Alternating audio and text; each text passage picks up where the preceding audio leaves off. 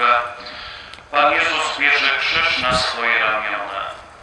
Kłaniamy się Tobie, Panie Jezu Chryste, i błogosławimy Ciebie. Że święty wszystko świat uwielbiał.